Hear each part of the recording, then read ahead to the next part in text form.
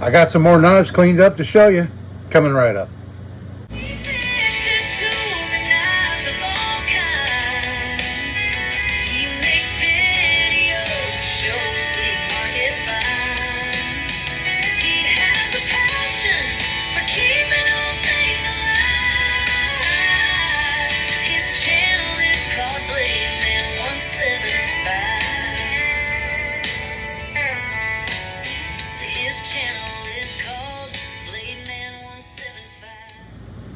Hello everybody, and thanks for coming back for another video. This is Dave, and I'm glad you're with me. You joined me today for another grab bag series episode where I blindly reach into a bag full of knives, grab a handful, and proceed to clean them up in a 24-hour period.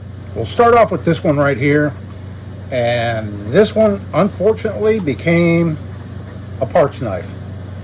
I didn't realize it. I put it in some rust remover, pulled it out, and this spring was broken. And I don't have a replacement spring for it, and I wasn't going to make one, so it turned into a parts knife, unfortunately. That was the Imperial camp knife, red-handled camp knife. So the first one to really show you is this one right here, and this one was completely rusted shut. I put it in my liquid rust remover, had it in there for about 14 hours, pulled it out, and this is what it looked like when I pulled it out. And this one really surprised me, actually, and here it is right now. Considering that it was completely rusted shut, I was really surprised. This is a camper knife by the Ideal Company. This was a good candidate to put the blued finish on all the blades because of all the level of pitting that's in this knife. So I put a blued finish. Can't believe I got action back in it, as bad as it was. But all the blades are now de-rusted and working. This one has a smaller pen blade in addition to the big blade. Instead of an all punch blade, it has another blade here. And so there's the little camper. It did have its bail on it, so I blued the bail too. All the plating was missing off of the bail, and it was rusted, so I removed the rust, and then I blued the bail also. So this would make a good first knife for somebody. I mean, you know, it's not the greatest, but it'd be a perfect first knife for somebody. Okay, and then next up to show you, we have this knife right here, and this is a little sharp 100, and it was very filthy, as you can see in the picture, and it cleaned up very nice. Little lock back, sharp 100 there on the blade.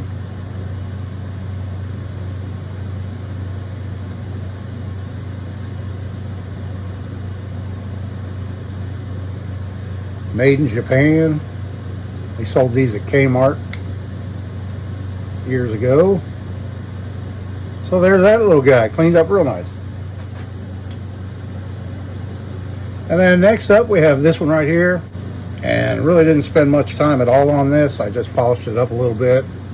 Wasn't in too bad a shape. Little two-bladed pen knife. Just cleaned it up a little bit. And so there's that little guy. And then next up we have this little novelty knife right here. And there again, it really didn't need too much other than blade cleanup, but I did make a little leather sheath for it to slip into to protect the blade.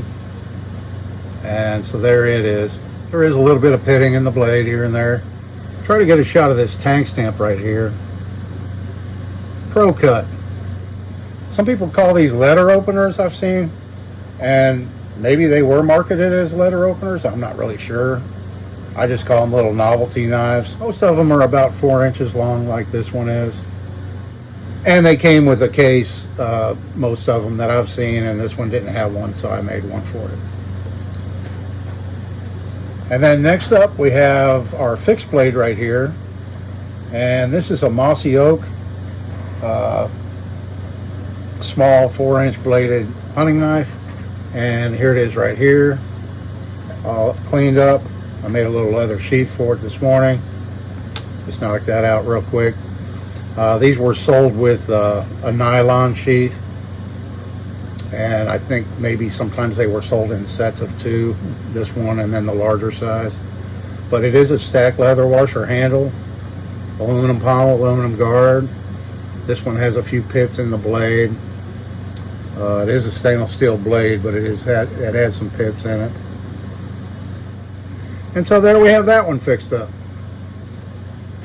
Okay, and then moving right through these, the next knife I have to show you is this one right here. And this one was just kind of a plain little slip joint. It just seemed really plain being all black like that. So here it is now. And I'll explain to you how I did that. And this is what it looks like. Put a little paracord thong on it. So if you're not familiar with this technique, I'll explain to you how you do it. It's super easy. I pulled out another one that I did years ago. I did this one, Stanley utility knife here, many years ago. I did this, and I did quite a few of these. But what you do is you just take a bucket of water, a container large enough to fit your parts. In this case, what I did, I took this knife apart, and then I suspended the parts from wire down into the water. And this is just the technique that I use. I've had good luck with it. But you take your part you want to paint and put it down in a bucket of water suspended from wires, and then put whatever oil-based paint colors you want to use, and they'll float on the top. And then you just add them in little drops here and there or whatever, and take a stick, I used a bamboo skewer stick, and swirl it around and get the pattern that you want. And then once you get that pattern, you just slowly pull your parts straight up through, and the paint will adhere to your parts, and then set it off to the side somewhere to dry. And then in the case of this, I believe I went back with a clear coat on top of this to kind of help protect it on that. I did not do that on this one. But it's a really simple procedure to do, and you won't achieve, patterns like this without doing it that way. Yeah, I hadn't done it in a while, and I really wanted to do something different with this knife to try and make it look a little bit less plain. So that's how that one turned out.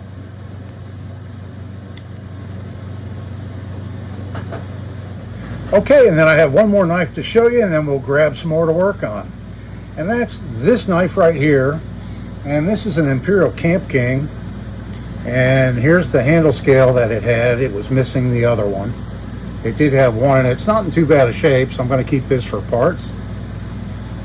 But here it is now. We have the world's first and only Imperial Camp King with African mahogany handle scales.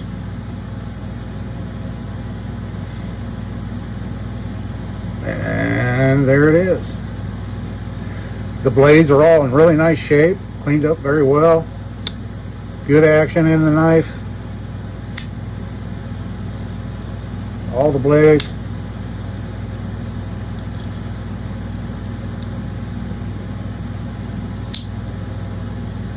And I made a stainless steel bell for it. And I put one of those buttons in the handle that I got. These container of buttons that I picked up. I just cut the back off of it, bored a hole, and epoxied it in place. And so there we have that one. What's your favorite? Do you have one? Leave it down in the comments and let me know. Appreciate it. All right, let's grab some more to work on. Here's our bag. Reach in. Are we going to get 7 again today? I don't know. Let's see. Get a good handful here. There we go. Oh, we got 6 today. 6 of those. Oh, and then let me grab my bag of fixed blades. And we'll just grab, let's see. Let's grab this one. All right. Interesting.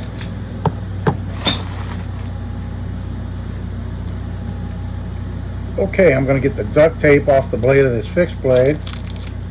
Okay, what we have here is a Chinese copy of a Spanish Army knife. I used to have one of these. It was a highly polished blade. Totally different handle, similar guard, but this is a Chinese copy. The saw teeth were different. I bought that knife actually in Spain, that Spanish Army knife. I no longer have it. I sold it, unfortunately.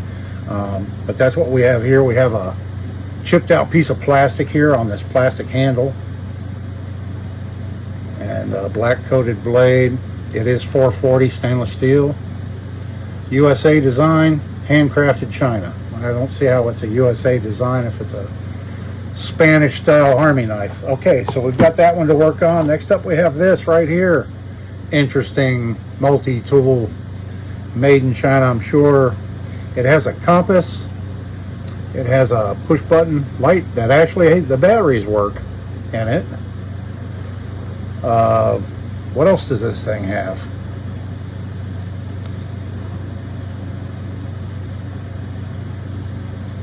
I'm sure it has a blade. It has a stainless steel main blade that's in really good shape. Not really much to do to this. It's a little bit dirty. It has a corkscrew, and it has a all punch blade sewing. It has a sewing awl on the back.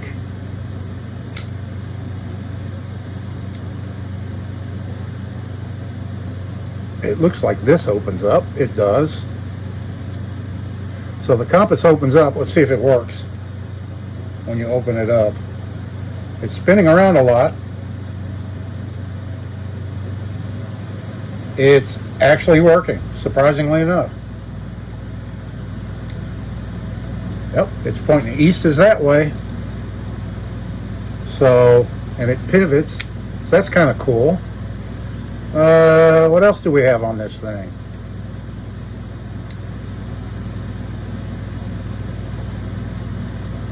So we have a built-in driver,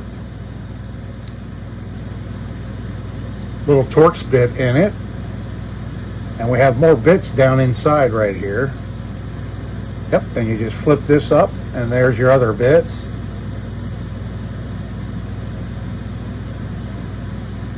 And then we also have a can opener screwdriver, which looks like the Victorinox style. And then over here on this side, we have a wire stripper screwdriver, cap lifter.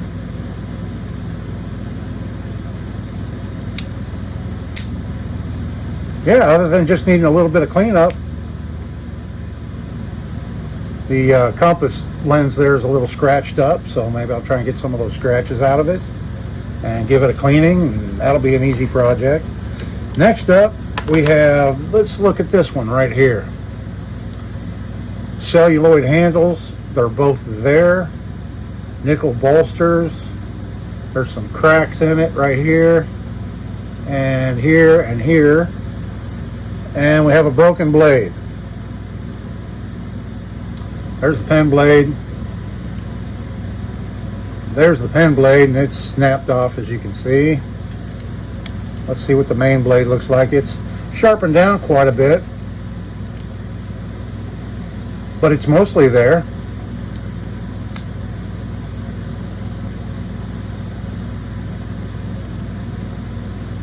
So we'll get this one fixed up.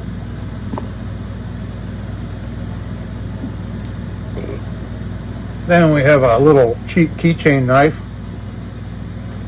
West Virginia. And I think it had two blades at one time, but one is missing.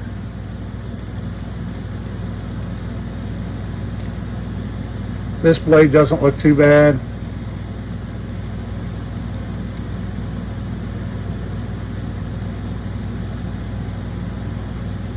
And it looks like, I mean, there's quite of a cavity in there, so I think there was another blade at one time. Looks like right there, and it was snapped off, possibly.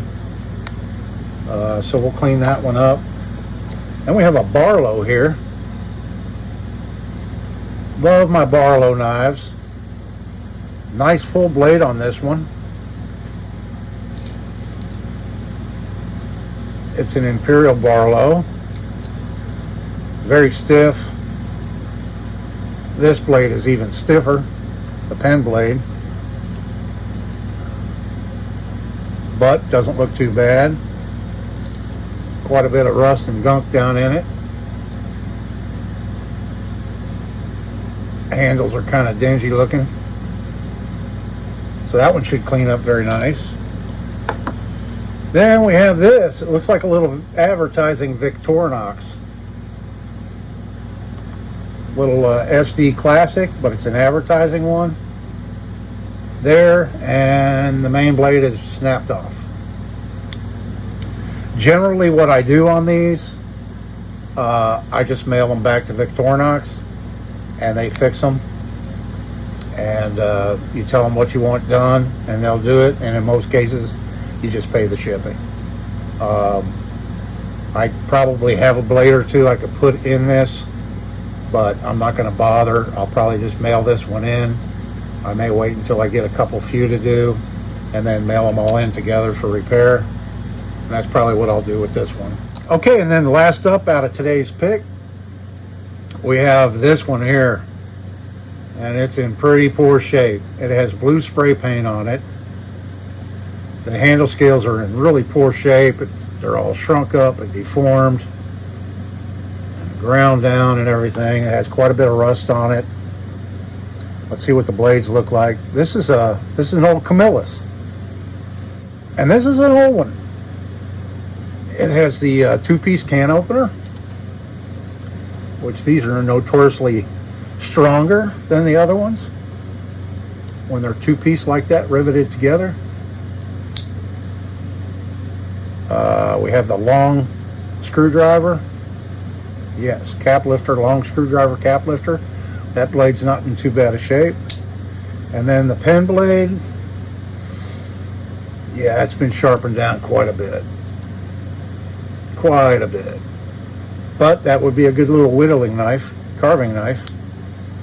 So we'll get to work on this one.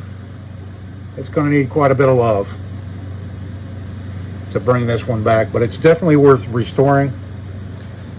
These are really good, well-made knives. This one was just not taken care of, obviously. But we'll fix it up. We'll fix all these knives up, and then we'll get back with you in another video here soon. So today's Friday, and I hope everybody has a great weekend. Thanks so much for watching. Please share the video, like it, subscribe, leave a comment down below. Really love hearing from everybody. This is Dave. Thanks for watching. See you in the next one.